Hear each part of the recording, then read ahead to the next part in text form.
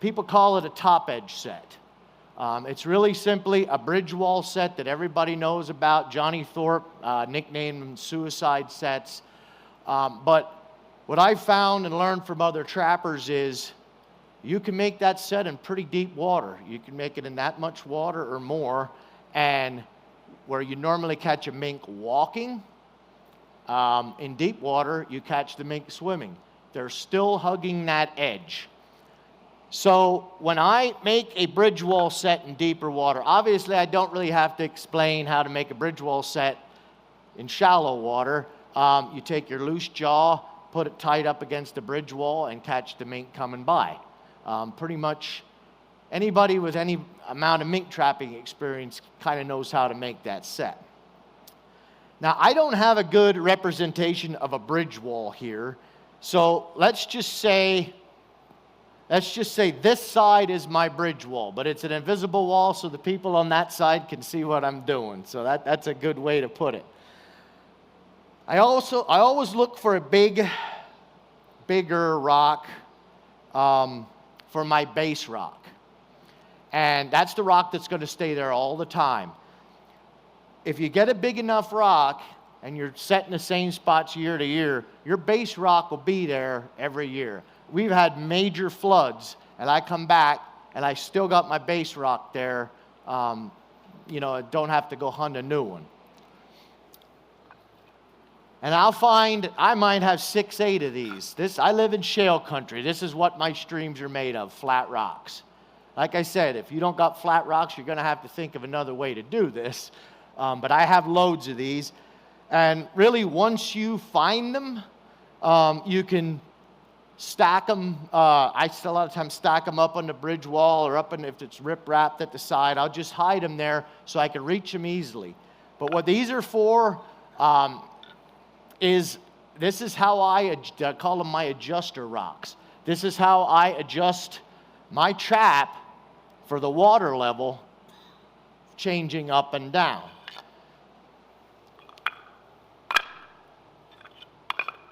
So, for example, if the water level is about there, I'd want about that much rocks on top of my base rock. Okay? Now, let me find my trap here. Let's just pretend that this is anchored off. I never anchor to any of my rocks that I'm using to hold the trap, because if you catch a raccoon, they're going to make a mess and pull it all out. I always anchor to a rock out in the water. This is my bridge wall. Your loose jaw, where my hand is the bridge wall, your loose jaw goes tight against that. You want your pan up high. I do not worry about cutting sod, and this is something I learned from Don Powell, if anybody knows a Don Powell who has Minktoberfest. He's the one. It's trappers in your life that teach you something that changes your world. And that was one thing that Don gave me the confidence that I could catch animals, mink, without bedding a trap, without worrying if it's tippy and all that. Just set it on top of a rock. This whole thing is crazy loose. It probably make a canine trapper shudder looking at that, but that's how I catch mink and muskrats, in blind sets in my area. So now we'll talk a little bit about water levels. Obviously, if you have high water, I shouldn't say high water, I'm just saying deeper water is the word I'm looking for. You're not going to want to stack all those rocks. That's a lot of work. I'm going to show you something about that later. But I do want to talk right now about how deep, because I'll get this question, how deep do you put this trap underwater? When I first started making these sets, I had an inch and a half, if my hand would be the water level, about an inch and a half under. And like I said, I'm doing it before work, and sometimes you get lazy, and being lazy is a trapper's worst enemy. So sometimes the water would go down, but I'd see rain would be coming. I'll just wait. So what I found was the shallower the amount of water I had over that trap, I'd start finding the trap snapped and laying on the bottom. So I believe what was happening was mink and muskrats and raccoon also, raccoon will do it no matter what your water depth, is they were swimming and the water was that low that they were swimming along and they bumped it and just knocked it off. They bumped the trap off before they ever got to the pan. So just through experience and trying to predict water levels, if I knew I was going to have 2 days of water levels going down, I started setting deeper and deeper, sometimes under 6 inches of water.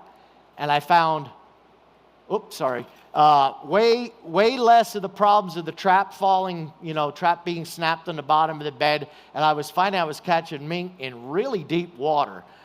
So I would say right now, if the water level was not going to go up, if I was predicting the water level was not going up, I'd put that probably under 3 inches of water, and I would be catching mink like that. The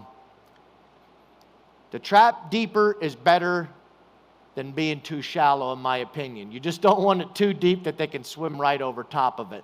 But if you ever watch a mink swim, a lot of their body is under that water. Really only kind of their head is out.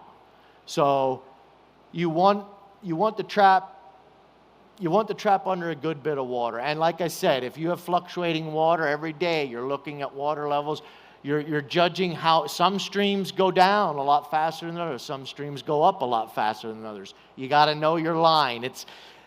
You could sit and watch, no matter it's mink trapping, beaver trapping, canine trapping.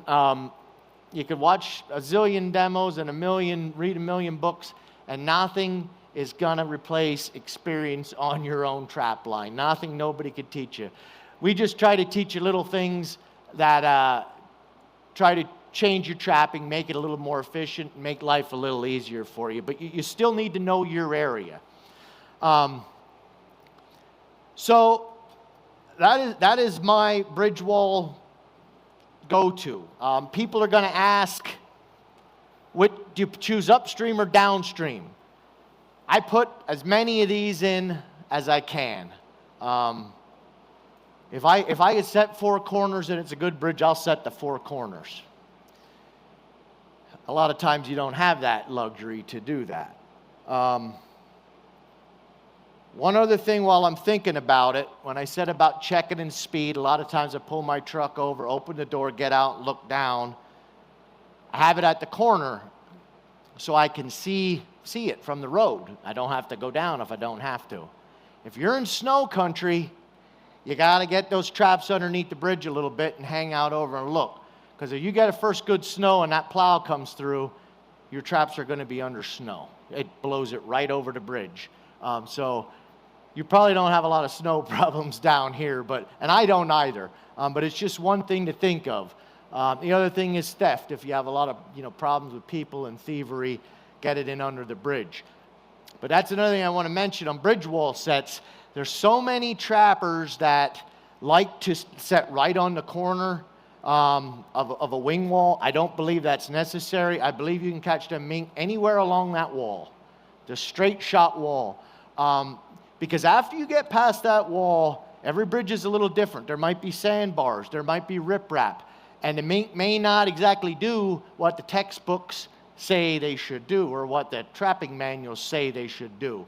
But you have, in my opinion, your highest percentage of being along that wall, along the straight wall under the bridge.